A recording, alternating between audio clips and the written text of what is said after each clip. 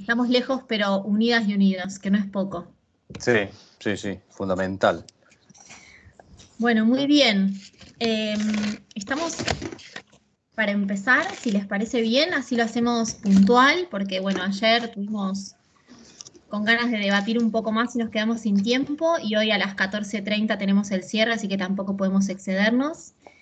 Así que si están de acuerdo, vamos a dar comienzo a nuestro tercer encuentro de esta mesa tan atrapante que nos tocó compartir y que, bueno, han sucedido a lo largo de estos días unos debates bien interesantes en relación a temas que competen a lo que son los festivales virtuales y el territorio de las pantallas, que es como Efímero ha titulado esta mesa. Nos van a acompañar hoy con sus exposiciones Noralí Gago, que ahí te veo, del Sí. Festival Internacional de Cabaret de Argentina, Jacqueline Ramírez Torillo, que también está por ahí, del Festival Internacional de Teatro Universitario de México, del FITU, y Susana Uribe del Festival Internacional de Cali, Colombia. Que ahí te veo, perfecto. No te encontraba porque, claro, apareces con otro nombre, pero buenísimo, genial. Bienvenida, Susana. Con el nombre de mi hijo, perdón, por la plataforma de que lo utiliza. Perfecto, nos quedamos tranquilos de que estás ahí. Bien, Norali, ¿te parece comenzar con tu exposición? ¿Cómo no? Dale, te Bueno, escuchamos. en este momento yo estoy atravesada por el festival, así que creo que voy a ser bastante autorreferencial, perdón. El FICA, como dijiste, el Festival Internacional de Cabaret de Argentina, vamos por la 5ª edición, es un festival independiente y lo estamos realizando en una semana. Así que imagínense cómo está mi cabeza. Bueno, siempre comenzamos a trabajar en el festival sin saber con qué presupuesto contamos. Y ahora es un poco peor porque sabemos que no contamos con muchos apoyos nacionales. Pero bueno, por suerte, sí, este año tenemos Iberescena, con lo cual nos dio la posibilidad de realizarlo justamente. Nosotros que es un festival con un modelo de autoexplotación que pretendemos dejar atrás en algún momento, pero bueno, por ahora sigue siendo así. Primero, obviamente pensamos que lo íbamos a hacer presencial en marzo. No nos podíamos imaginar de ninguna manera que sea virtual. Es cabaret, es humor, es cuarta pared rota, es el encuentro con el público. En el cabaret siempre decimos que se termina de escribir el espectáculo con el público es actor en este caso. Pero también nos planteábamos que el cabaret trabaja justamente con las cuestiones sociales, con la crítica social, con la sátira política, siempre a través del humor, y nos parecía fundamental realizarlo. En agosto comenzamos a evaluar la posibilidad de hacerlo virtual, y bueno, gracias a Iberescena teníamos los espectáculos internacionales ya seleccionados, entonces eso nos dio, empezamos a hablar con cada artista, porque bueno, teníamos que darle tiempo a esos artistas para crear algo nuevo o para recrear sus materiales. A los nacionales, a los espectáculos nacionales los comenzamos a llamar haciéndoles encargues de trabajos para esta modalidad, y empezamos con los no. No podían ser espectáculos hechos en un teatro porque no se podían juntar a ver cómo se resolvía esto, a ensayar, y no podían tener contacto físico. Que no sea teatro filmado era otro no importante. Que no sea un video de Instagram, ¿no? Porque hablando de humor a veces caemos por ahí en ese facilismo. La duración de los espectáculos, porque me parecía a mí personalmente que todo lo que veía me resultaba largo. Y entonces, ¿y cómo trasladar la agilidad que tiene el cabaret? Entonces, bueno, de un festival que por lo general dura 4 días, hemos tenido de 10 días, pero por lo general dura 4, dan unos 10 espectáculos. Decidimos hacerlo en 3 galas de 90 minutos cada gala, con la misma cantidad de artistas participantes, pero con los materiales más condensados y mezcla de cosas grabadas y en vivo, intercalados entre sí, digamos. Es lo que se me ocurrió para que se pueda conservar el espíritu cabaretero. O sea que vamos a tener una maestra de ceremonias que va a ir presentando los espectáculos e interactuando con el público por WhatsApp, y el público también tendrá su interacción entre sí mismo, entre los asistentes por chat. Bueno, va a ser una gran experiencia. Muchos desafíos nuevos, una logística totalmente diferente, cosas nuevas, tiempos nuevos, un rol muy importante nuevo. Productor técnico audiovisual de tecnologías que, bueno, no era lo que estábamos acostumbrados. Un lío con los bancos y las transferencias y los turnos. Un banco que tenés turno cada 3 meses y transferencias, y en esas movidas perder casi un 50% del dinero. Lo bueno también, porque hubo cosas buenas, fue el trato y la frecuencia del trato con los artistas. Eso fue muy, muy, muy bueno. Encontrarnos a trabajar desde la incertidumbre de no saber si podían viajar, no podían viajar, hasta ver qué se podía hacer para este formato. Realmente trabajar con un objetivo en común y tratar de ayudarnos a crear.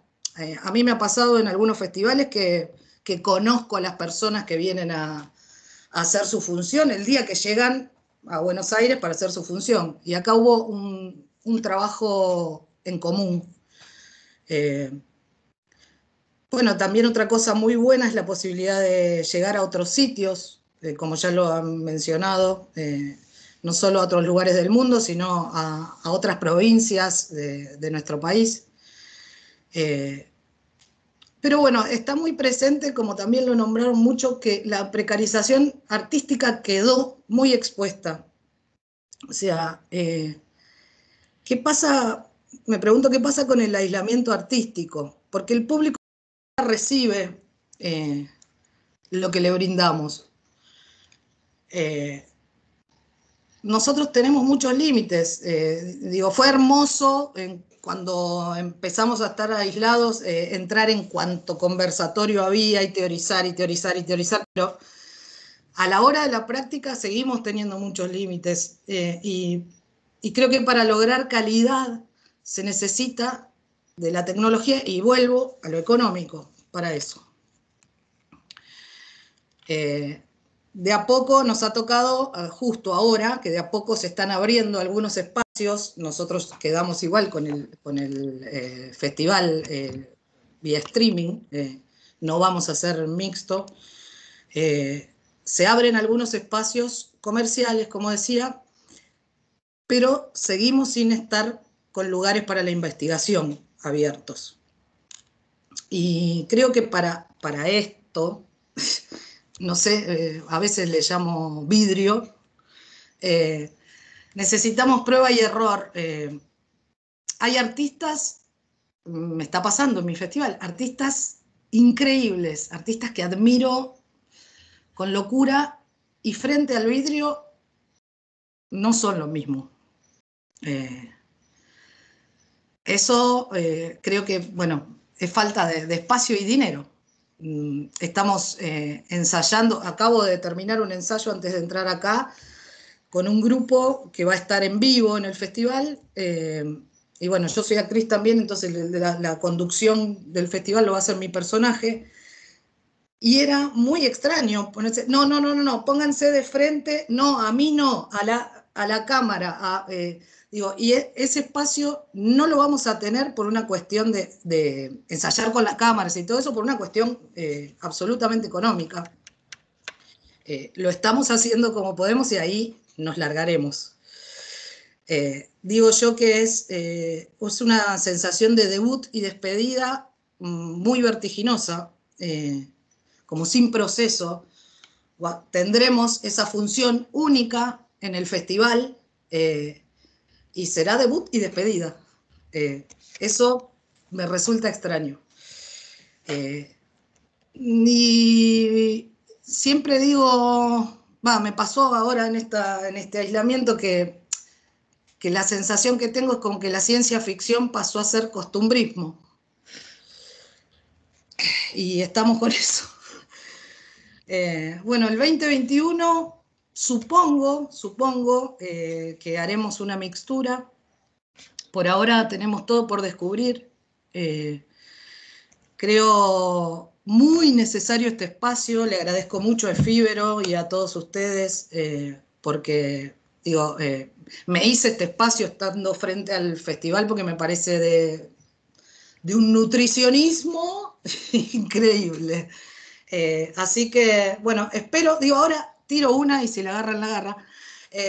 Ahora que tenemos estos encuentros virtuales, tal vez propongo que para Efíbero, si se hace un encuentro presencial anual, que tal vez pueda haber 2 más en distintas épocas del año, creo que para todos va a ser muy nutritivo. Y eso, gracias por escucharme. Muchas gracias a vos, Norali. Muchas gracias por tu exposición. Bueno, vamos a pasar ahora a nuestra siguiente invitada de la jornada de hoy, Jacqueline Ramírez Torillo. ¿Estás por ahí? ¿Desde México? Sí, aquí estoy. Hola. Hola a todos desde México. ¿Cómo están todos, todas? Un gusto. Igualmente. Bueno, pues un poco quisiera contextualizar el festival, porque funcionamos y somos un festival un poquito diferente a todos en cierta forma. Primero, en el marco en el que estamos insertos, estamos dentro de la Universidad Nacional Autónoma de México, que es una verdadera gloria, más en estos momentos, he de decirlo, porque funcionamos con recursos del gobierno, pero tenemos esta cosa maravillosa que tiene ahí en su título la universidad, que es autónoma. Entonces, pues sí, tenemos recursos del Estado, pero podemos distribuirlos como querramos y eso, bueno, es maravilloso. Nosotros dependemos de la Coordinación de Difusión Cultural y después de Teatro UNAM. Entonces, bueno, son espacios creados para la difusión y la promoción de la cultura. Y bueno, nosotros, este festival nació como un proyecto de mediación cultural más que como un festival. Fue un festival que se organizó como un concurso de teatro para escuelas no profesionales de teatro que pudieran conocer el teatro desde las entrañas y a partir de eso quienes participaran se pudieran enamorar del teatro porque pues sabemos que quien lo conoce se enamora y se queda y fueran nuestros futuros espectadores. Entonces, bueno, así nació y ahora nuestro festival incluye residencias artísticas, talleres, seminarios, conferencias, mesas redondas, conversatorios, lecturas dramatizadas, exposiciones, presentaciones de libros o exhibición de compañías profesionales y también ligadas a alguna institución académica. Entonces, bueno, es un espacio de encuentro para la vinculación entre docentes, investigadores, estudiantes, escuelas, artistas, ¿no? Nosotros tuvimos la gran fortuna de poder realizar nuestra edición del festival, pues normalmente se va a cabo en febrero, entonces justo llegaba la alarma de esto es pandemia, cuando nosotros ya estábamos con un pasito en el festival, lo hicimos muy exitosamente, la verdad. Creció mucho esta edición, nunca encontré cómo subir archivos al chat, pero bueno, igual se los mando por correo a alguien para que igual lo distribuyamos. El programa del festival, que igual por si conocer, les llama la atención y pues se desarrolló increíblemente. No sabemos cómo va a ser la siguiente edición porque justamente uno de nuestros anclajes son las instituciones académicas. Entonces, pues ellos están en un caos mucho más grande que nosotros, ¿no? Las clases están allí, los que son docentes también sabrán que ha sido un verdadero reto para todos, todas, llevar a cabo las clases, poder cumplir con los planes de estudio. Entonces, bueno, no queremos dejar a un lado el corazón del festival y queremos crear, bueno, mi intención es crear un festival mucho más generoso, amigable, amoroso con las estudiantes para que pues, puedan desarrollar pues, su quehacer. Bueno, insertos en el Teatro UNAM, también no nos separamos de las actividades y cuando comenzó la pandemia, se empezaron a producir muchísimas cosas. La Coordinación de Difusión Cultural creó una encuesta para ver cuál era la situación del sector cultural. Por ahí también se desarrollan algunas acciones que también me gustaría compartirles después, igual se las mando. ¿Qué pasó con este estudio? Algunas propuestas que se hicieron que pienso que pueden resultarles interesantes también en esta tónica. Y pues bueno, la verdad es que creo que todas las participaciones han sido muy lúcidas sobre las cosas que nos comenzaron a pasar como programadores. Y bueno, por ahí, ya que divago un poco, escribí algo un poco más desde el sentir de lo que me había estado pasando en estos momentos y que enuncia creo que un poco lo que pasa, ¿no? Y cómo hemos trabajado. Entonces, pues eso. Trabajo sola la mayor parte del año sentada en un escritorio frente a una computadora con gente a la distancia, pero siempre contando los días que mi reclusión termine y pueda pasar la mayor cantidad de mis horas en los teatros. Antes de la llegada de la pandemia, pensaba que ir de lunes a viernes a la oficina suponía un completo. Mi experiencia como freelancer me había enseñado a trabajar en casa aprovechando el tiempo para ser más productiva. El pensamiento mágico me bofetea hoy con un ten cuidado con lo que deseas porque se puede hacer realidad. La noche del 20 de marzo salí de mi oficina y no he vuelto desde entonces. Desde ese día no he parado, a diferencia de la mayoría de la gente del sector artístico-cultural. Paso largas jornadas de la computadora sintiendo una deuda enorme con todas las teatreras, los teatreros, pues sé que a pesar de la pandemia tengo una paga segura por mi trabajo mes con mes y una actividad que realizar. Una buena jugada del destino, pues desde que me gradué es el primer trabajo como asa que tengo. De esta forma realmente he hecho de la virtualidad mi territorio y lo habito con constantes cambios de humor. En estos meses he tenido las sobradas discusiones bizantinas sobre si eso no es teatro, si la gente regresara a las salas, los siglos de historia del teatro y por tanto la imposibilidad de su extinción. En fin, creo que no les tengo que enunciar. Todas estas charlas pues ya se han hecho parte de nuestro cotidiano. Durante mis años de formación me tatuaron hasta en la uña del dedo chiquito del pie. El teatro se trataba de la presencia, del aquí y el ahora, cosa que hoy es la gran paradoja, ya que desafiamos el aquí y el ahora con una coordenada muy complicada. Hemos resuelto la ecuación con la virtualidad, pues aquí, donde depositamos nuestras relaciones familiares, sociales, laborales, y dado que el arte es el reflejo de la vida, el teatro ha caído irremediablemente en esta casilla. Es muy similar cuando en el Monopoly caías en la cárcel. Esta virtualidad ha sido un espacio al que llegamos el mismo día que nos dijeron que teníamos que conquistarla si queríamos sobrevivir como arte y como seres humanos que tienen la terrible costumbre de comer diario. Aquí fuimos emplazados a producir actividades casi en serie, ante la necesidad de generar oportunidades laborales para los compañeros, las compañeras artistas. Desarrollamos espacios de formación y generación de pensamiento, laboratorios, residencias, convocatorias, imágenes, obras en vivo, obras grabadas, radioteatros, encuestas, estadísticas, contenidos para redes sociales. Por otro lado, los artistas tuvieron un momento de pausa, de silencio, para luego comenzar a hacer en sus casas laboratorios en los que experimentaban con múltiples herramientas que les ayudaron a trasladar su entendimiento de teatralidad a las pantallas. Fallaron, acertaron, se entrenaron como atletas profesionales, comenzaron a ofrecer talleres en línea, a vender mermeladas, a tejer crop tops, hornear pan y volvieron a experimentar con la escena, replanteándose sus juicios estéticos que estaban enraizados en lo académico, en los paradigmas del teatro y no en la necesidad de crear, en el deseo de encontrar una voz propia, en el gozo de imaginar nuevas posibilidades. Recordaron los ejercicios de la escuela de actuación en donde los armarios eran bodegas de vestuario y en donde se tomaban objetos de casa para convertirlos en... Otros tuvieron que regresar a sus lugares de origen, pues les resultó imposible pagar la renta de sus departamentos, además de que ya no eran necesarios.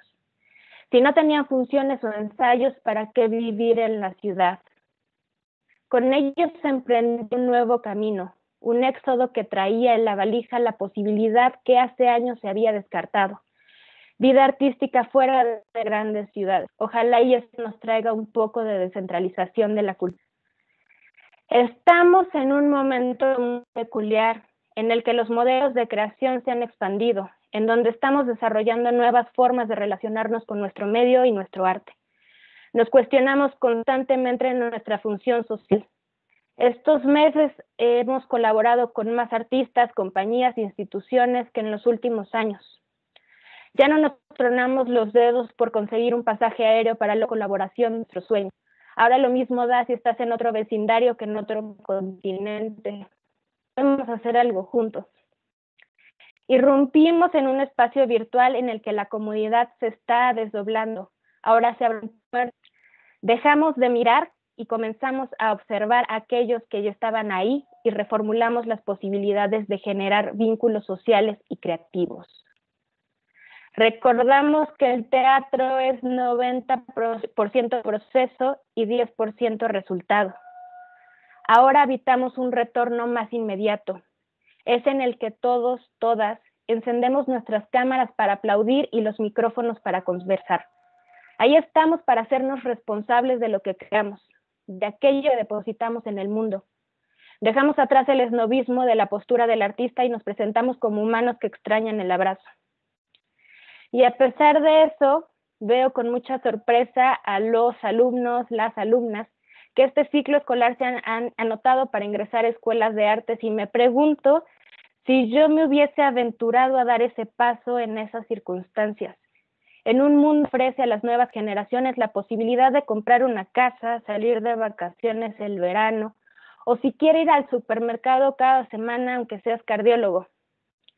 No sé si es resiliencia o resistencia, solo sé que estamos aquí a pesar de los recortes presupuestales, a pesar de la falta de políticas públicas, a pesar de los padres que nos dicen, estudia Derecho. Aquí estamos, convirtiendo una tragedia mundial en oportunidad. Extraño mucho el teatro, las salas llenas, a los espectadores. Les confieso que soy una espía de gestos durante las funciones. Extraño el café antes de función, los rituales de los actores, de las actrices, las bromas de los técnicos, los rincones oscuros, y siento mucha nostalgia de nuestro efímero en Buenos Aires desde julio de 2019, donde fuimos tridimensionales.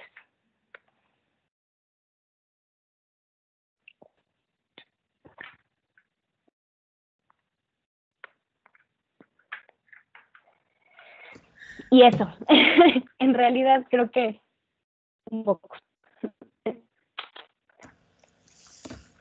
Muchas gracias, Jacqueline, por tus palabras. Creo que la pausa dramática tuvo que ver también con la emoción, no con el tiempo de desmutear el micrófono. Así que, bueno, muchas gracias por tu aporte y tu sensibilidad.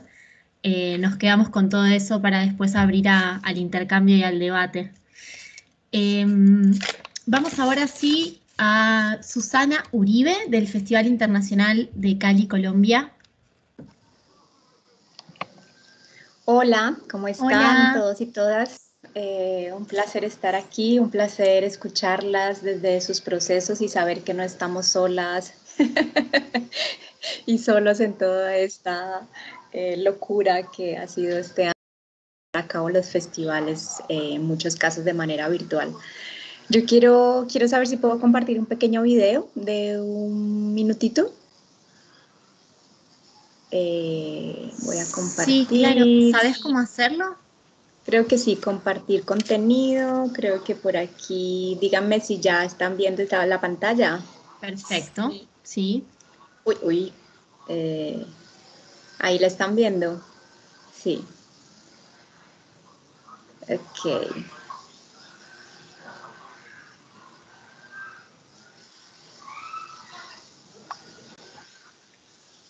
Susana, lo único que se está compartiendo sin sonido, tendrías que desactivar, digamos, el compartir pantalla y cuando vuelvas a compartir hay una opción que dice compartir con sonido del dispositivo, si no me equivoco.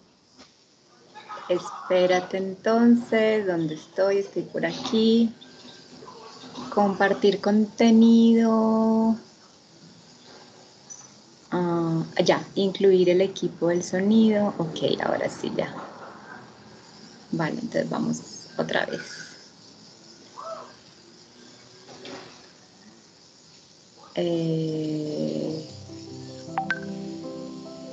Claro que el sonido está un poco bajo, pero voy a volverlo a poner. Eso es.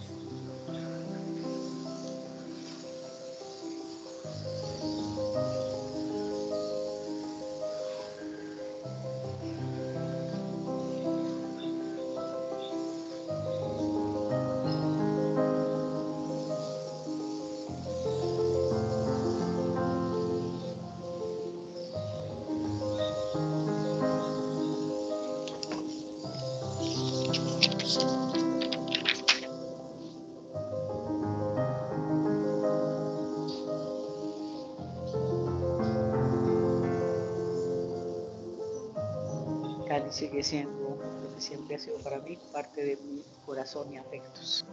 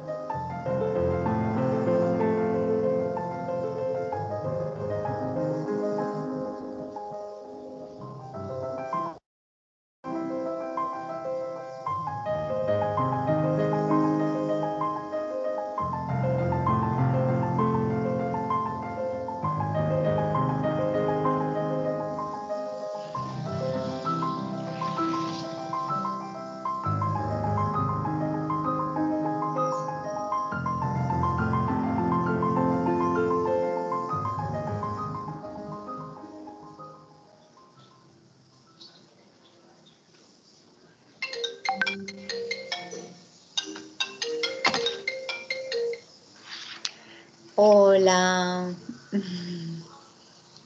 A ver cómo vuelvo a ustedes. Hola. Ahí está, perfecto. Aquí estoy, ¿no? Sí. Bueno, pues este era como un pequeño resumen de lo que fue el festival. Permítame un momento que llegó como una máquina a cerrar la puerta. Dios mío. No pasa nada. No dejamos de estar en casa y son estas decisiones del espacio real, ¿no? Más allá de la virtualidad. Están cortando el césped y justamente llegaron aquí abajo. Pues justamente hace un mes aproximadamente terminamos el festival.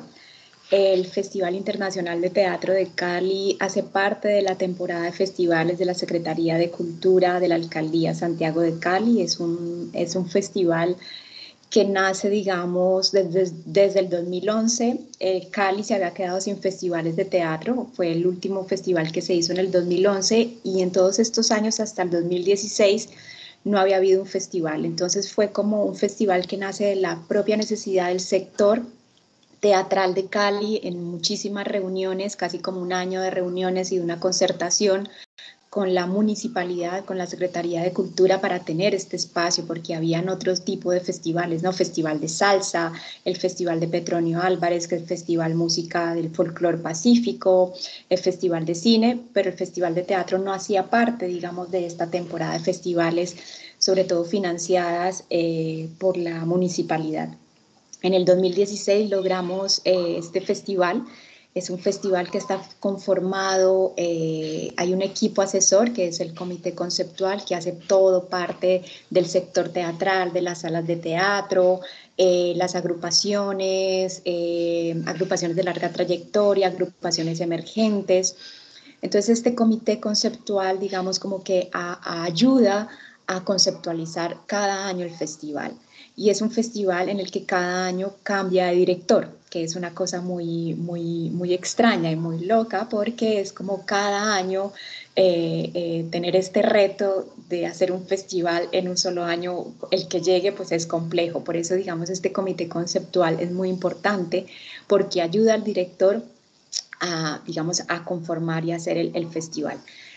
Yo había hecho parte de este comité conceptual desde el primer momento que se generó el festival, desde el 2016, y justamente en este año, digamos, asumo la dirección del festival, conociendo el festival, claro, desde afuera, no desde adentro, y el festival se iba a realizar, esta es la 5ª edición apenas, el festival se iba a hacer del 29 de mayo al 6 de junio, y 15 días antes que íbamos a hacer el lanzamiento con la compañía portuguesa Do Chapitó, con la obra Electra, que venían aquí por una gira, pues nos tocó cancelar.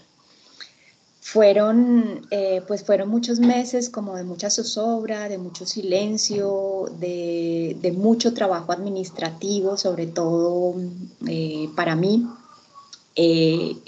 porque claro, como hace parte de la municipalidad y la alcaldía, pues los gobiernos estaban, digamos, volcados a atender la emergencia, evidentemente, ¿no? Y por un momento, por 2 o 3 meses, no se sabía qué iba a pasar con los festivales. Luego se empezó, era una decisión también del alcalde, decidir si se hacían los festivales o se cancelaban. Sin embargo, digamos, la Secretaría de Cultura siempre estuvo ahí como resaltando la importancia de hacer los festivales, y que sabíamos que de alguna forma este festival iba a abrazar un poco a los artistas locales, que la situación era muy compleja, las salas, los grupos de teatro, o sea, todo parado, absolutamente parado. Era muy desesperador. Ay, no pude decir. Era una desazón. Finalmente, digamos, después de hacer ajustes también en el presupuesto del festival, bajó muchísimo el presupuesto del festival de lo que se tenía pensado.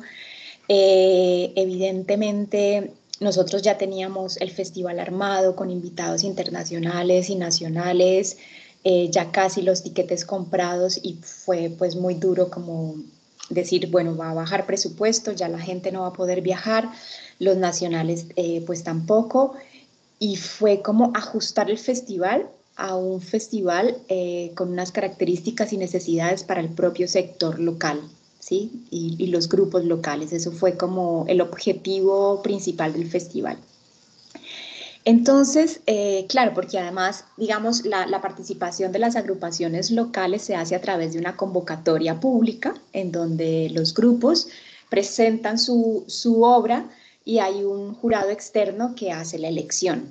Esa convocatoria se había hecho al principio del año y la convocatoria abrazaba 20 grupos que iban a ser parte del Festival de Cali. Entonces teníamos como prioridad esos 20 grupos que sí o sí los jurados ya habían elegido y tenían que hacer parte del festival. El lío ahí que nos encontramos es que, digamos que es también un inconveniente que tenemos nosotros es que muchas de las obras de las agrupaciones no estaban para ser mostradas virtualmente, porque la calidad del video no era lo ideal, ¿cierto? Uno ve el video, una cámara, generalmente a una cámara general, y intenta ver la obra desde esa distancia y hacerse una idea. Entonces el reto, digamos, era, bueno, van a estar estas agrupaciones, pero no hay realmente unos videos para poder hacer este festival, unos videos de alta calidad.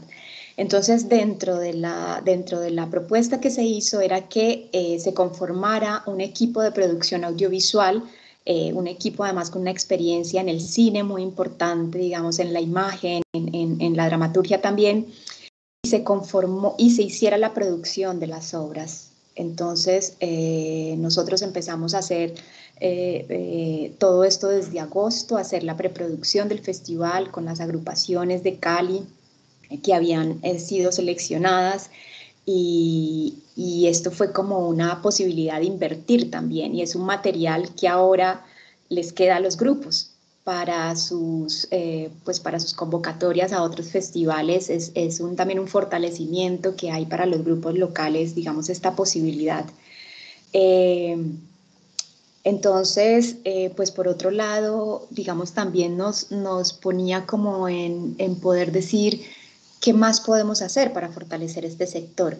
Entonces teníamos toda una posibilidad de la programación académica, que generalmente, digamos, la programación académica pues siempre se hace, digamos, con los artistas invitados, y se le pide al artista o al director que esté en una charla, esté en un seminario y Y en este caso pues fue también poder dejar una gran parte del presupuesto para poder cumplir con esa programación académica, y que hubiera un recurso importante para esa persona que iba a estar dando la charla durante 2 horas, voy a participar en el seminario, o etcétera.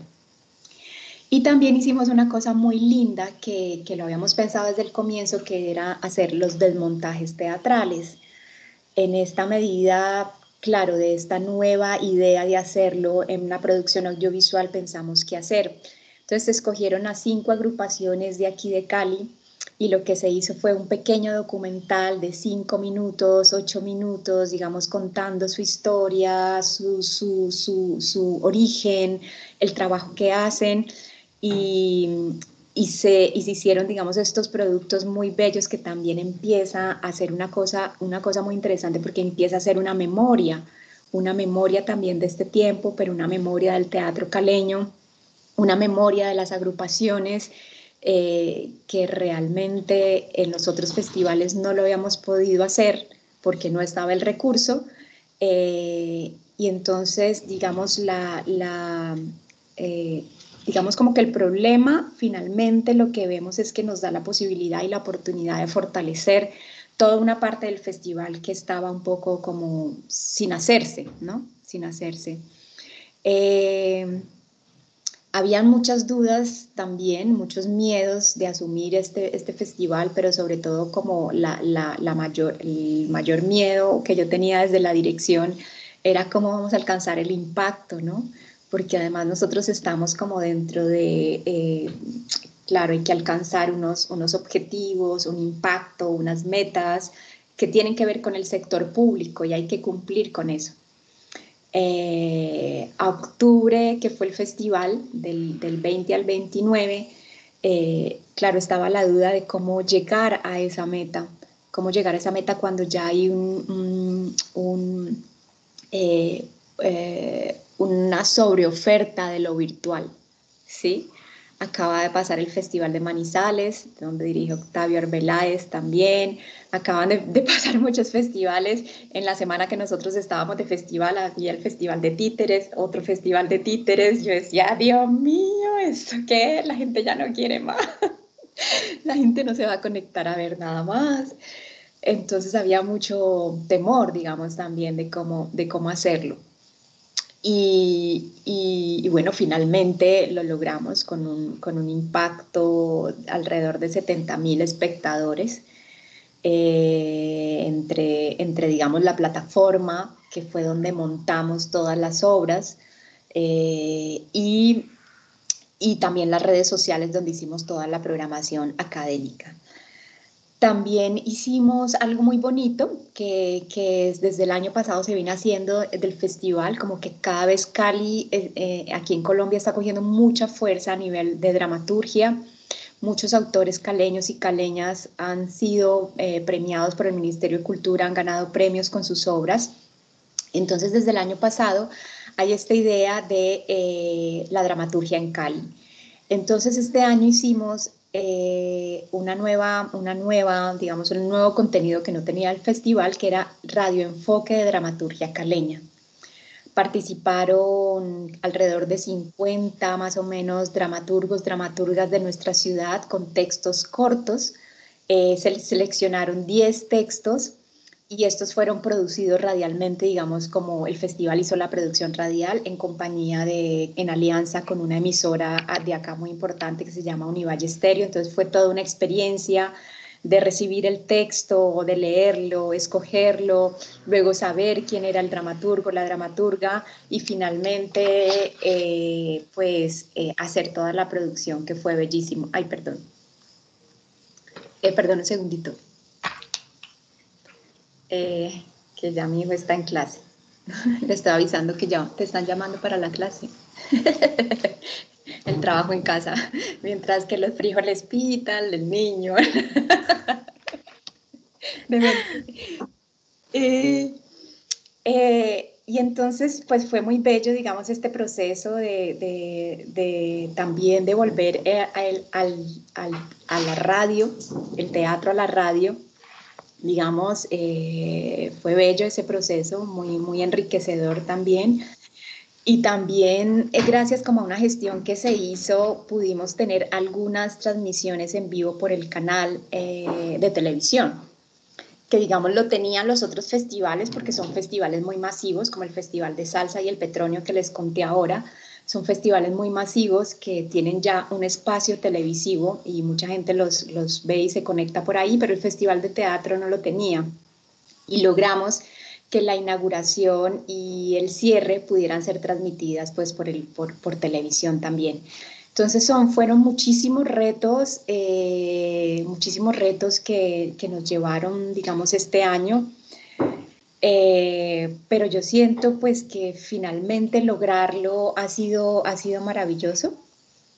Ha sido como poder decir sí lo pudimos hacer.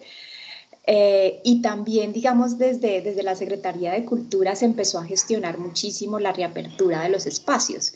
Entonces, el 1 de octubre, el Ministerio de Cultura dijo, listo, sacó la resolución, listo, sí, se pueden abrir teatros y cines con un protocolo, con un aforo, pero tocaba hacer un resto de permisos, pues, para que realmente tanto la Secretaría de Salud como la Seguridad y Justicia pudieran dar la habilidad, a habilitar estos espacios para que pudieran abrirse. Tuvimos también algunas funciones presenciales, muy pocas, 6 funciones, y pues claro, es un festival, este año fue gratuito, es un festival que cobra una boletería, los otros años se había cobrado una boletería muy barata, de $1 por función, por boleta. Y este año, pues, digamos, como por directriz del Secretario de Cultura, decidió que fuera un festival gratuito, pero la gente también se volcó con el poco aforo que había, se volcó a las salas y quiere ya el encuentro. La gente quiere el encuentro, necesita tocarse, necesita ver un espectáculo en vivo. Y esto pues fue, digamos, como que el Festival de Teatro hizo esa reapertura también a los teatros y al Teatro Municipal, que es uno de los teatros más importantes aquí en Cali. No más, yo creo que es eso, yo creo que se nos vienen, digamos, unos grandes desafíos para el próximo año, todavía sin saber cómo va a ir esto. Sin embargo, creo que ya nos vamos fortaleciendo, entendiendo también cómo es el tema de la virtualidad, cómo podemos hacer festivales híbridos. Creo que de aquí para adelante nos va a tocar jugar con los 2 lenguajes, por supuesto, todavía sin entender muy bien qué nos depara el destino, pero lo importante es como seguir adelante con estos espacios que además son importantísimos para los artistas y para el público y pues permiten un crecimiento muy bello para las ciudades y que además es finalmente pues la esperanza de seguir vivos, y el arte, sea el que sea, pues nos mantiene también muy conectados pues en estos momentos tan complejos de la humanidad.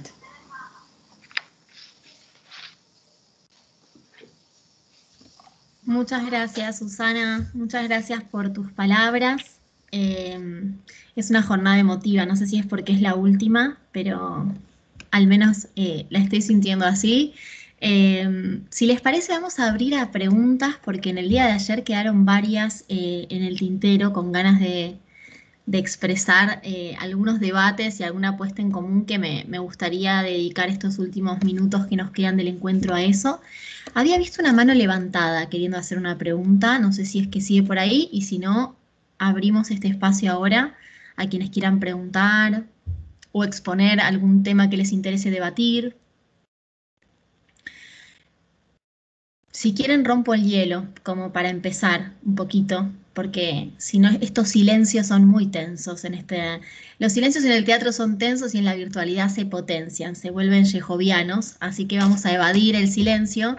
Voy a tomar algo de lo que mencionó Susana recién, como para abrir a debate y repensar en esta nueva posibilidad que se abre y esta idea de empezar a pensar los festivales desde su constitución como festivales híbridos, digamos, ya pensando no solo en un lenguaje netamente teatral, sino también en esta cuestión que fue apareciendo en los distintos festivales, lo mencionaba también Noralía al comienzo, ¿no?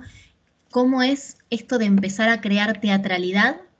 Y lo mencionaba también Jacqueline, cómo llevar teatralidad a la pantalla, y cómo ya hay obras que se empiezan a pensar desde esta hibridez, ¿no? De ser teatro para la pantalla, y cómo el escenario hoy devino esta cuarta pared de la que hablaba Raúl ayer, ¿no? De cómo la pantalla se volvió nuestra cuarta pared.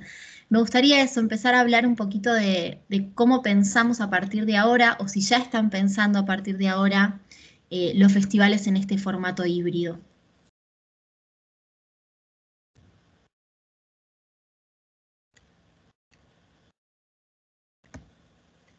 Y no me hagan una pausa dramática ahora, se los pido por favor. Arranco si querés, Antonella. Dale, Federico, muchas gracias.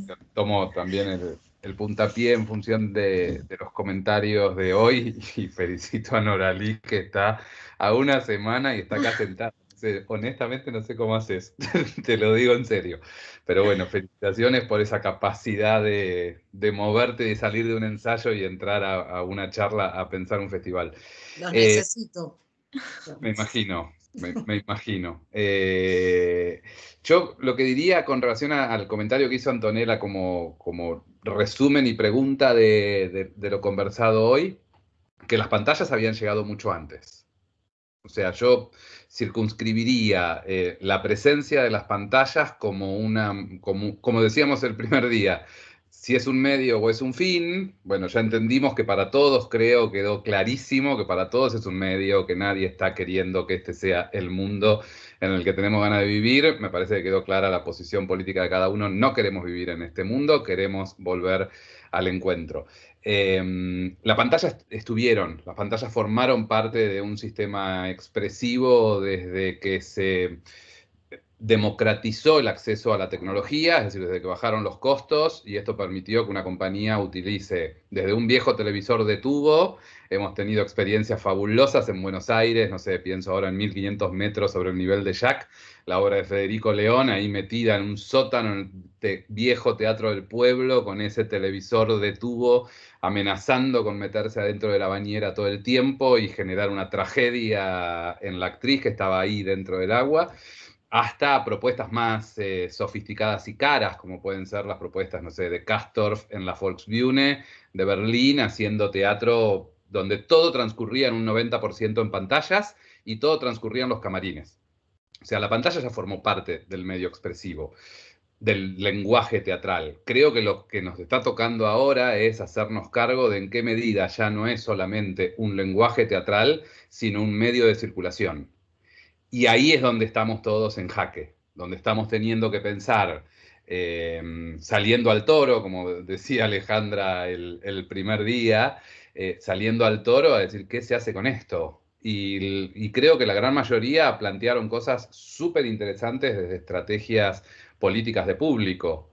Por un lado, esto nos permite llegar a gente que jamás habríamos pensado que podríamos llegar. No sé, el FICA, ¿tenía chances de que alguien que estaba en Tucumán pudiese venir? Sí, obviamente, que si a alguien le gusta mucho el cabaret y sabe que está el FICA, se toma un colectivo, un avión y se viene.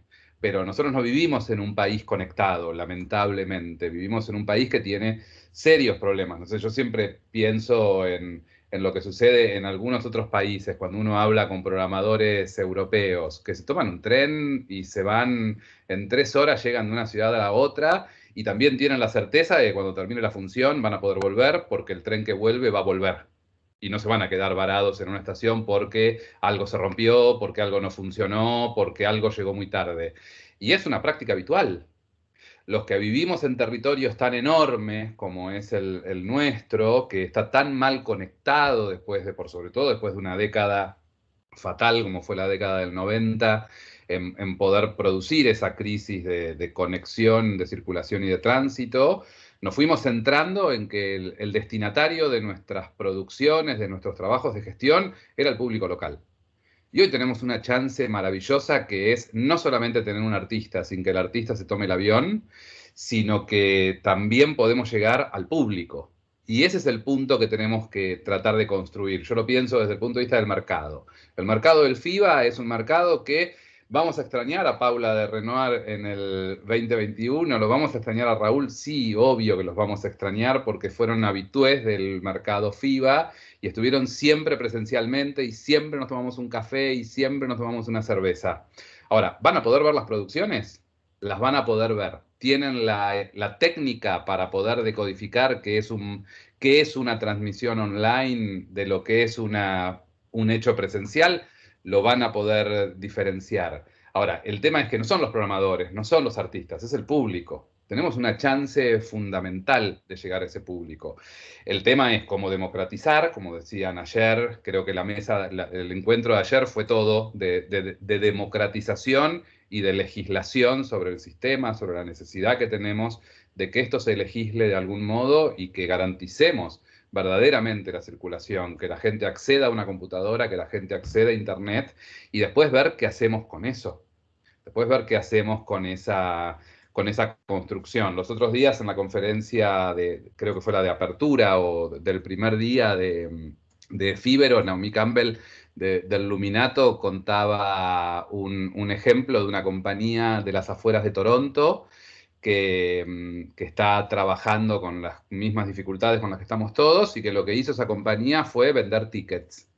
Y entonces, una vez que abrieron con cierto protocolo la posibilidad de que el público fuera, al público que había comprado el ticket e iba al teatro, le devolvían el valor de lo que habían pagado. Y al público que finalmente no iba porque tenía miedo de ir, porque no quería exponerse a un potencial contagio o lo que sea, no se le devolvía el dinero. Ahí tenés una estrategia muy fuerte de cómo a ese público que primero lo capturaste por la pantalla, luego lo traccionás a la sala con una propuesta económica y ahí ves cómo lo vas construyendo como el público que vos querés, que nosotros no queremos pibes de Instagram que se pasan el día haciendo lives. Nosotros queremos gente que vaya a un espacio físico, que entre en contacto con la energía que tienen en el escenario, como decía Nora Lirio, el cabaret. Vamos a ver cómo sale esta edición, es buenísimo, pero si hay algo que uno quiere es estar con ese cuerpo tan majestuoso, encarnando esa sátira, generando ese humor, con lo que el humor implica en términos de cercanía, de sensibilidad, de cuerpo a cuerpo, casi diría hasta de una energía que se transmite. Bueno, ¿cómo van a ser los performers para transmitirlo a través de la pantalla? Seguramente será esto de lo que hablaba Noralí como los grandes desafíos de esta nueva edición. Pero mi sensación es que no es un problema del lenguaje. El lenguaje los artistas lo tienen clarísimo, ya lo dominan. El lenguaje de la pantalla es algo que en términos generales ya circuló y está. Ahora tenemos que incorporar de la pantalla, que es el lenguaje como medio. El lenguaje como medio de la pantalla como medio de circulación. Agregaría solo ese plus a tu planteo, Antonella, que fueron las cosas de las que se hablaron los 3 días.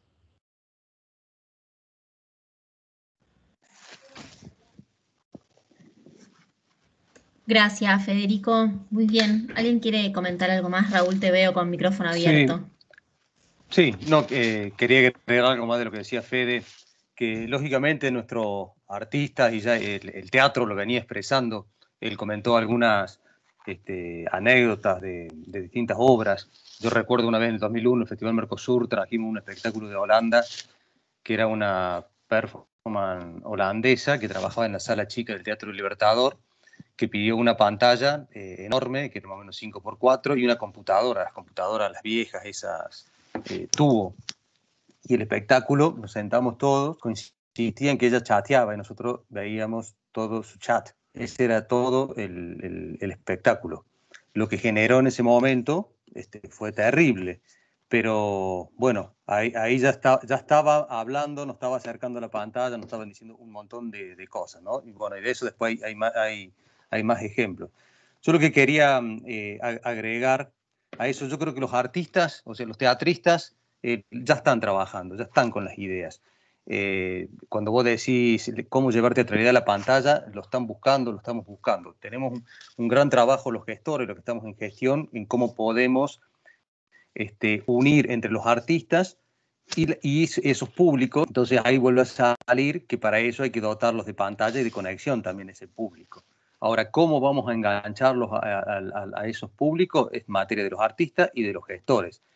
Yo puedo decir algunos ejemplos, como, no sé si para seguirlo o para tomarlo, o fenómenos, que también lo conocemos todos.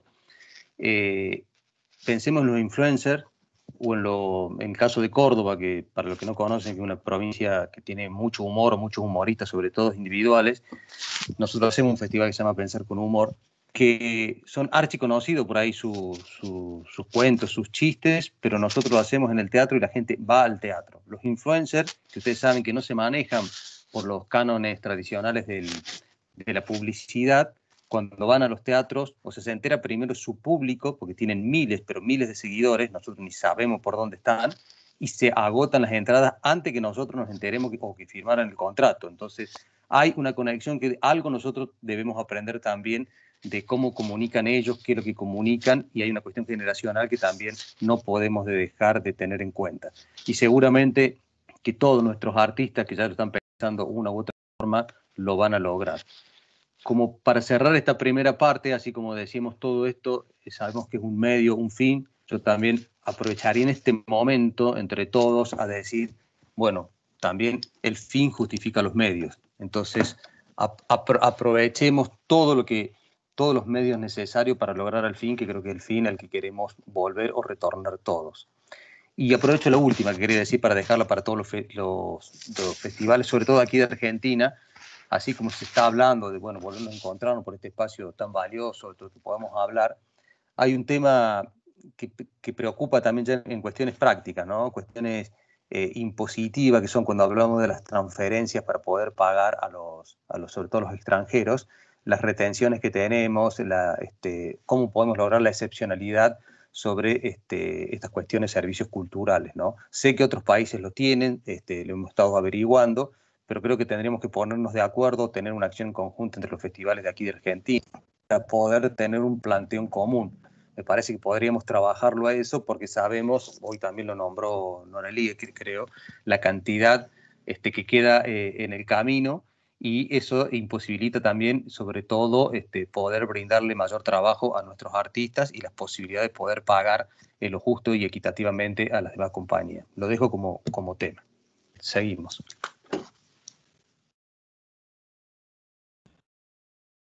Muchas gracias, Raúl. Veo, Ale Díaz, ¿tenés tu mano levantada?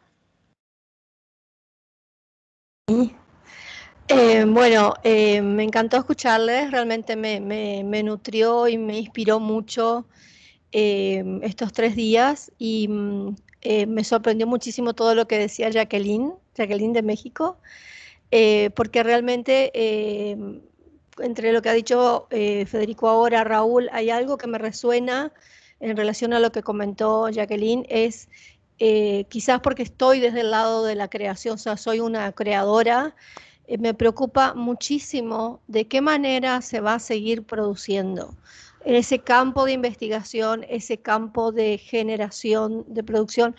Nosotros en la edición de este año de Crear, que pasamos de agosto a octubre, realmente tuvimos, en este tema de haber trabajado en ejes desde el 2009, una cercanía y un trabajo conjunto con personas del audiovisual, en este caso Juana Miranda y Fran Parson, que es quien trabaja en el audiovisual, y trabajamos incluso en la cercanía en la edición, en ese guión o edición de las obras desde ese otro lugar que no es solamente un registro, que realmente es danza para la pantalla, danza, escena, videodanza, teatro, danza, digamos estos híbridos que se van produciendo. Ahora, de ahora en más, oficialmente prácticamente en este momento tenemos un recorte en Paraguay hoy, prácticamente se anuló el rubro que es para proyectos ciudadanos en cultura. Entonces, recién estaba conversando con alguien aquí por el chat que me estaba escribiendo, las fronteras siguen cerradas. Entonces, realmente nuestra manera de poder circular, de movernos, de poder seguir generando estos intercambios es en el producto que llega a la pantalla. Ya sea, como decías, Federico, desde de situaciones, tenemos 1000 situaciones inimaginables que podemos generar. Ahora, ¿de qué fondos o en qué precariedad o en qué, o sea, no podemos comparar si algo está bien grabado, tiene buena calidad de imagen, tiene buena calidad lumínica, la luz? Santiago Scherer, aquí que nos iluminó, fue así fundamental, pero en el teatro era grabar en 2 pasadas. O sea, entrar al escenario, hacer montaje de luces y grabar en una mañana. Entonces, la calidad que necesitamos para que el público, ese influencer o esa calidad que llega al Instagram, o sea, aquel vivo que está pasando, o sea, ¿cómo vamos a salir en esa cadena de valor? Y en esa cadena de valor, incluido el pago final, yo estoy justo ahora en rendiciones de cuenta, entonces estoy un poco en ese tema. Hay algo que yo creo que Argentina ya lo firmó, que es la Convención 2005 de la UNESCO, que tiene justamente el punto de excepción cultural para tratados de libre comercio, pero también para colocarlo dentro de las políticas culturales. Entonces, quizás es algo en lo que nos podemos amparar para, en este caso de emergencia pandémica, de qué manera, digamos, elementos por un lado, en esta cadena de valor para que el artista pueda tener mecanismos y recursos para la producción, y a su vez en esta cadena cómo llegar a implementar políticas o herramientas que faciliten esa cadena de circulación y de producción.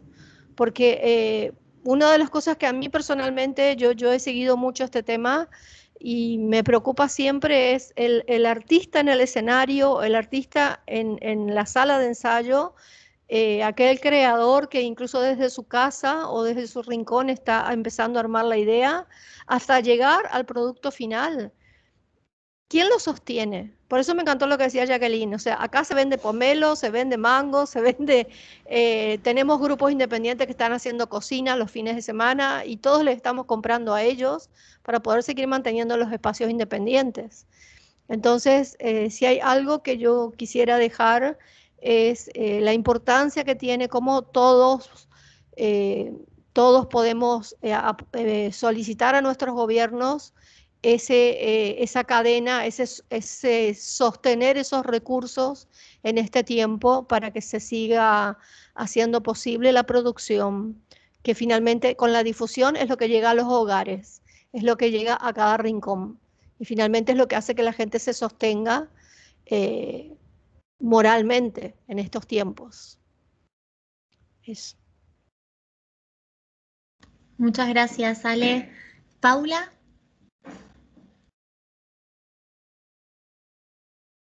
Sim, um pouco do que a Lê falou, tem uma preocupação, claro, artística, exatamente isso que ela comentou, porque, inclusive no Brasil, algumas empresas lançaram convocatórias para produções artísticas virtuais e que usaram, e por um cachê muito pequeno, mas muito pequeno mesmo, e depois usaram esses conteúdos, essas obras, para seus próprios festivais e seus próprios projetos.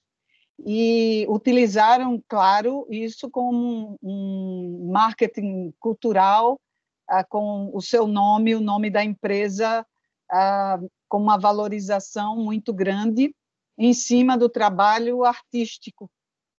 E pelo fato dos artistas precisarem, o valor aceito foi muito pequeno para a produção de uma obra. E isso me vem também a curiosidade, com vocês de outros países, dos festivais, como que os festivais estão tratando financeiramente, em termos de verbas, pressupostos, esses cachês, que hoje são muito difíceis de se dar um valor, porque espetáculos podem ser ao vivo e tem um elenco grande ao vivo, virtualmente. Eles podem estar dentro de um outro espaço, ou de um teatro, e ter todos juntos e ter essa transmissão também ao vivo, e podem ser espetáculos gravados. Então, como vocês têm dimensionado esses valores com a proposta dos artistas? O festival tem feito propostas, como vocês estão tratando isso financeiramente? Essa pergunta. A opinião de alguns, gostaria de saber de alguns. Entenderam? Sí, Paula, muchas gracias. Perfecto. Susana, ¿querés decir algo? No, pues no, justamente, hola, justamente un poco hablar de un poco, reforzar un poco lo que decía Paula, justamente por eso la importancia de quién está en la dirección de los festivales también, ¿no? Si es una persona, digamos, mucho más dedicada a lo administrativo, con poca resonancia con lo artístico, también se vuelve complejo. En este caso, digamos, el FIT Cali, todas las direcciones, afortunadamente, la dirección estos 4 años han estado como a cargo de gente que tiene que ver con el sector teatral, y justamente está velando todo el tiempo para que no bajen los recursos primero de las obras, el pago por funciones, para que no mermen los grupos nacionales o los locales, digamos, como también velando por esta otra parte también que tiene que ver justamente con la cadena de valor de todo el sector artístico, ¿no? Y es como importante, digamos, abrir los ojos mucho ahí, porque claro, por ejemplo, también está ya el material y cómo se sobreexpone ese material, ¿no? Ese material que ya está grabado, que ya está, entonces como yo vuelvo y lo pongo acá, y vuelvo y lo pongo acá, y vuelvo y lo pongo acá, y un poco los actores en la televisión tienen sus que les va llegando, ¿no? Esos recursos cuando se retransmite, pero y nosotros, los actores teatrales también, ¿qué va a pasar con eso? Un poco es como la reflexión. Muchas gracias, Susana. Jacqueline, ¿tenés tu mano levantada? Sí, bueno, para nosotras dentro de Teatro UNAM, ha sido toda una discusión cómo se paga estas colaboraciones que tenemos, no más allá de cómo ha funcionado en el festival, porque nuestra programación se queda ahí colgada. Tenemos el canal de YouTube que se amplió muchísimo y ahora somos como ahí, si abren la página, un montón de actividades. Pero de pronto era esta, ¿no? La duda de cómo se paga eso, ¿no? Esta explotación de la imagen del actor, de la actriz, su trabajo, hasta qué punto podemos monetizar eso y también que sea viable para la institución, y más queriendo apoyar a la mayor cantidad de artistas posibles, que es lo que nos está pasando, ¿no? Entonces, ha sido prueba y error y cada proyecto ha tenido como, criterios distintos, ¿no? Porque uno sabía muy claramente cómo se pagaba una función, ¿no? Cuánto costaba traer a X compañía, pero ahora cuánto cuesta tener esa función en línea, dejarla ahí colgada, o más bien la tenemos que quitar. Pero nosotros además funcionamos, todas nuestras actividades han sido gratuitas. En el festival, aunque sea presencial, todo es gratuito por las implicaciones que tenemos como universidad, ¿no? Que queremos hacer accesible la cultura a todos y todas, ¿no? Pero eso tampoco nos quita la responsabilidad que tenemos sobre el trabajo de los artistas. Entonces, bueno, creo que apenas estamos descubriendo cuáles van a ser las directrices para poder regir los derechos de autoría. Y creo que es un camino que si todos aquí podemos ir compartiendo cuáles son nuestros criterios, creo que nos ayudaría mucho, porque no hay nada escrito, ¿no? Y cada quien funciona de maneras muy distintas. Entonces, bueno, creo que eso sería un poco. Gracias, Jacqueline. Ale, sí.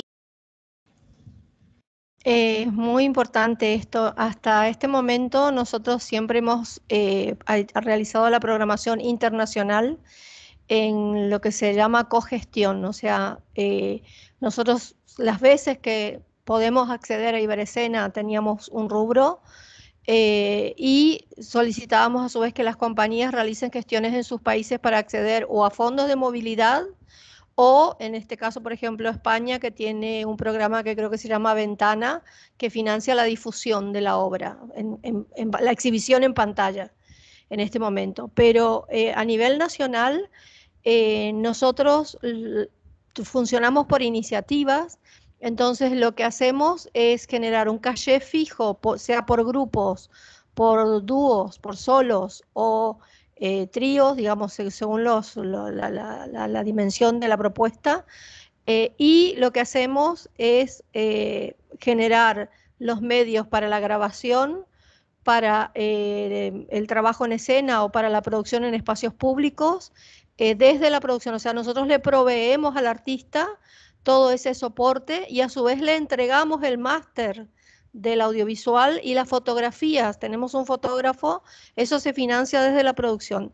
Esa es una manera de entregarle al artista, a los grupos, que puedan seguir a su vez participando de otros festivales. O sea que todos ustedes pueden saber que la gente de Paraguay tiene ahora su material, y lo hicimos como una decisión en pandemia. Eso no sucedía exactamente así antes. Ahora, ¿qué va a pasar a futuro?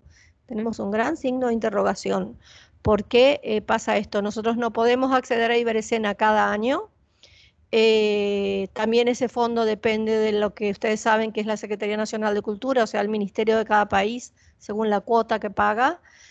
Entonces, cada año es un reinventar. Lo único que les puedo decir es que hay ediciones donde solamente hemos hecho o una residencia de creación o hemos trabajado con un colectivo específico para una residencia y un trabajo hecho, digamos, en colectivo entre varios lenguajes, desde la poesía, la danza, el teatro, el audiovisual, como para mantener el espacio enfocado a la creación. Pero es esta manera, como les decía, de cómo no funcionamos como otros festivales grandes que tenés un fondo y sobre eso se va armando según la curaduría.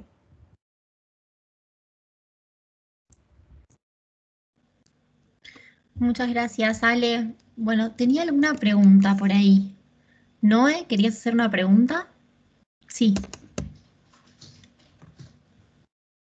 Sí, hola, ¿me escuchan? Sí, perfecto. Bárbaro. Soy Noé de Córdoba, soy estoy en representación de la Universidad Nacional de Córdoba y quería preguntarles, bueno, nada, agradecerles primero por todas las intervenciones de estos 3 días, la verdad que ha sido exquisito. Me quedo pensando muchísimo en la pantalla como un territorio en donde podemos encontrar allí teatralidad y me quedo pensando sobre todo en la cuestión de la educación y la formación, ¿no? Digo, porque en vista de estos 3 días he ido escuchando cómo han tenido que adaptarse los elencos para actuar en cámara, a diferencia de no siendo un proyecto visual de cine, sino teatro, y teatro actuado en cámara, y que nosotros no estamos formados para eso, ¿no? La actuación en cámara siempre es para el cine y tiene su propio lenguaje y sus propios códigos actorales. Y en la investigación, este año, por lo menos en el área teatrológica en donde estoy, ha sido como, bueno, un esperar, seguir estando, pero no empezar a imaginar cómo sería una formación a diferentes licenciados, licenciadas, actores, críticos, en esta nueva era, en esta nueva virtualidad. ¿De qué herramientas podemos dotar a los estudiantes y las estudiantes, a las actrices, actores, profesionales, para afrontar esto nuevo que se dieron, que así, como vos contabas, Noralí, en la cámara, cómo le decías al actor que tenía que pararse, no me mires a mí, cómo es enseñar y hacer teatro, cómo vamos a aprender, cómo vamos a formar y cómo ahora le vamos a pedir a todos los directores o seminaristas que participan en los festivales y que dan talleres siempre, que tienen que implementar esto ahora, ¿no? Y que tienen que implementarlo en la pista, en la base, y que hay una diferenciación muy puntual con la cámara y el montaje, ¿no? Para diferenciarnos del cine y de la performance, porque digo, si no, bueno, ¿qué estamos haciendo? Estamos haciendo performance, ahora se está llevando en Córdoba un festival de performance internacional, también virtual obviamente, y uno diría, bueno, entonces esto es performance. Pero digo, bueno, ¿dónde radica esa teatralidad, no? Esa sería mi pregunta con toda esta introducción, que siempre es como muy difícil, siempre el grado cero del teatro, que la pregunta siempre ontológica por el teatro, pero sí me parece interesante pensar, bueno, en este lugar liminal en el que nos encontramos, que no es performance, que no es cine, pero que también acudimos al lenguaje visual. ¿Dónde radica esa teatralidad en todos ustedes que han tenido que estar poniendo el cuerpo en hacer un festival y montar obra? Eso. Ale, sí. Me impacta tu pregunta porque yo enseño en la licenciatura en teatro en el Instituto Superior de Bellas Artes, que es el Instituto Superior de Artes aquí, como la UNA en Buenos Aires, y enseño danza teatro para la licenciatura en teatro y realmente la dificultad es tremenda. Y es esta cuestión, digamos, excluyente en cuanto a el acceso a la conectividad, el acceso a los medios. O sea, yo lo que más he llevado es a decirle a mis estudiantes que viven en las afueras de Asunción, entre las gallinas, uno está allá entre el mango, no sé, esto que uno ve que pasa en las casas, que son muchos hermanos, o que tiene un solo teléfono la mamá y entre todos, y entonces él hace el ejercicio a la noche en el patio. Entonces yo le dije, bueno, usemos todos los recursos, no tenés electricidad, llená de velas el patio y hagamos a la luz de las velas. Entonces creo que el único punto que ha sido es esta disciplina que quizás desde la danza también, que se empieza muy temprano, poder compartirla en el hecho, digamos, de no ahogarse en un vaso de agua, sino encontrar de qué manera seguir adelante con el recurso que sea. Ahora, eso no es calidad en educación, porque no es lo mismo lo que yo puedo pasar en una sala viendo los cuerpos cómo se mueven, o el trabajo vocal, o en fin, esto que decías, cómo llegar a la pantalla, son ejercicios, que no es lo mismo que montar una obra y producirla. Entonces, ahí yo realmente, sinceramente, para mí es una frustración muy grande poder generar formación a distancia. Y de hecho, en el encuentro internacional tenemos artistas que prefirieron no dar clases por Zoom, y sí generar los vivos de experiencias. Por ejemplo, la experiencia de cómo ser autogestivo, cómo tener movilidad, cómo generar movilidad para participar en festivales, cómo producir su propio material. Porque es como que lleva mucho a eso, hoy día, a cómo seguir adelante. Eso. Muchas gracias, Ale, por tu aporte. ¿Alguien quiere responder algo más en relación a lo que preguntó Noé? Yo que te lo puedo responder después que pase esta semana, pero sí que, digo, me tocó esta vez como directora del festival, como productora también, porque somos un equipo chico, y como actriz del festival.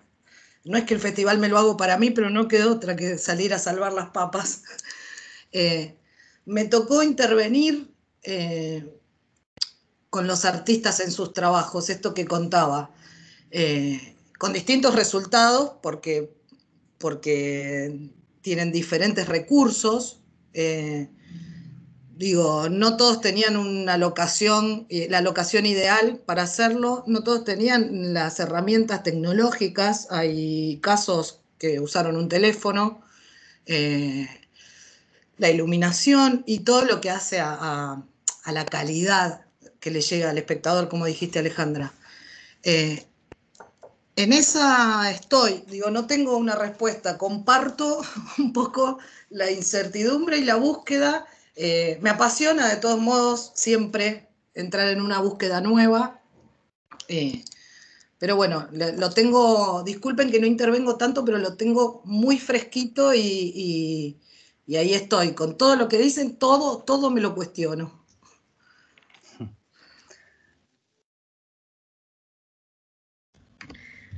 Gracias, Noralí. Raúl, ¿vos querías decir algo? Sí, un poco contar la experiencia nuestra. Si bien el festival, como hablábamos ayer, o sea, todas las obras se grabaron para el festival, salvo algunas excepciones, todo lo que fue el bonus, o sea, los seminarios, los talleres, todo eso se trabajó mucho sobre, si bien era para la infancia y la juventud, sobre lo lúdico, porque tanto los talleristas, los que dictaban los seminarios, querían más escuchar a quienes integraban los talleres, o en el caso de uno que hubo que directamente eran niños y adolescentes, para ver qué es lo que estaban solicitando, pidiendo, o sea, tratar de dialogar con ellos. Y fundamentalmente se centró en lo lúdico para poder entender hacia dónde podemos ir o qué es lo que se está necesitando.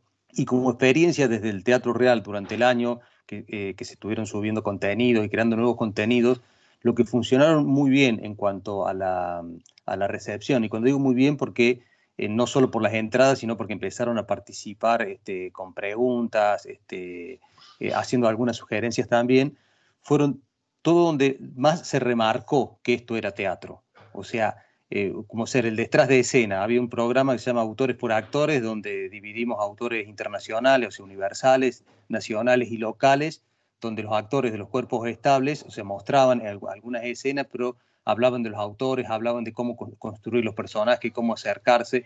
Eso tuvo mucha incidencia, y estamos hablando, cuando hablo de esto, con gente no teatral, para decirlo así.